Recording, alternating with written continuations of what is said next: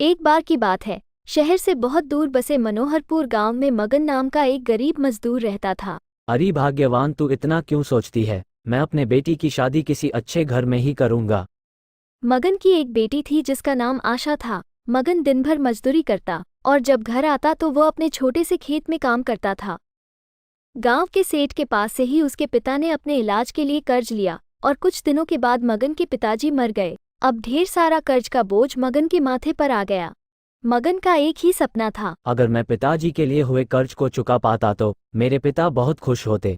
एक बार मनोहरपुर में अकाल पड़ गया और सभी लोग अपना पेट भरने के लिए शहर की ओर जाने लगे। मैं किस प्रकार अपने परिवार को खाना खिलाऊंगा? मेरी बात मानो तो तुम भी अपने दोस्तों के साथ शहर चले जाओ और वही कुछ धन कमाना। हाँ हाँ, तुम ठीक कह रही हो। मैं कल ही सेठ को बताकर शहर के लिए निकल जाऊंगा। अगले दिन सुबह सुबह ही मगन सेठ के घर की ओर निकल गया। सेठ जी, मैं शहर जाना चाहता हूँ और शहर से धन कमाना चाहता हूँ। देखो मगन, तुम्हारे बाप ने जो मुझसे कर्ज लिया था उसे तुम चुका दो और तुम्हें जहां जाना है जा सकते हो। लेकिन सेठ जी, मेरे पास इतने धन कहाँ हैं? हाँ तो चुपचाप जाके काम कर और बोरी उठा। मगन के पास और कोई रास्ता नहीं था, वो सेठ के पास ही काम करने लगता है। शाम में वो घर चला जाता है और अपनी पत्नी को सारी बात बता देता है। थोड़ी देर में सेठ मगन के घर आता है। देख मगन, अगर तुम्हें कर्ज चुकाना है तो तुम्हारे पास एक रास्ता है, तुम अपनी बेटी की शादी मुझसे कर दो।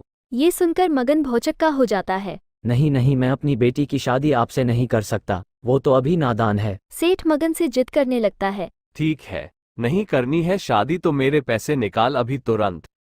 क्यों सांप सूंघ गया क्या?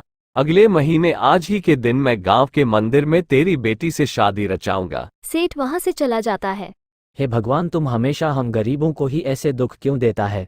एक न एक दिन तो हमें अपनी बेटी की शादी करनी है, इसलिए क्यों न गांव के सबसे धनवान सेठ से ही कर दी जाए। क्या बोल रही हो? ये तुम्हें पता भी है? कम से कम भगवान के लिए चुप हो जाओ। अगर मैं इस घर से चली जाती हूँ तो माँ बाबा को सेठ कभी भी नहीं सताएगा। कुछ दिनों के बाद उसकी बेटी घर से चली जाती है। चलते चलते वो एक घने जंगल में पहुंच गई। उसी जंगल में एक साधु रहा करता था। तुम इतनी रात में इस जंगल में क्या कर रही हो? आशा सारी बात साधु को बता देती है। मेरा पड़ोस में आश्रम है, तुम जब तक चाहो तब तक इसी आश्रम में रहो। आशा साधु के आश्रम में चली जाती है। इधर जब सेठ को पता चलता है आशा घर पर नहीं है तो वो भागता हुआ मगन के घर आता है। क्यों रे मगन, हमसे चालाकी करता है? बोल, तूने अपनी बेटी को कहाँ छुपा कर रखा है? ये सब तुम्हारे कारण हुआ है।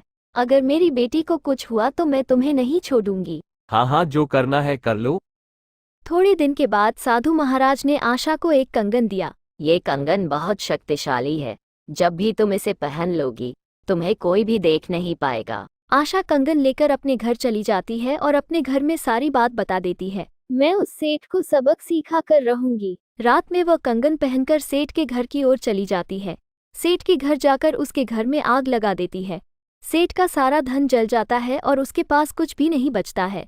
ये सब देखकर सेठ पागल हो गया और उस गांव से चला जाता है।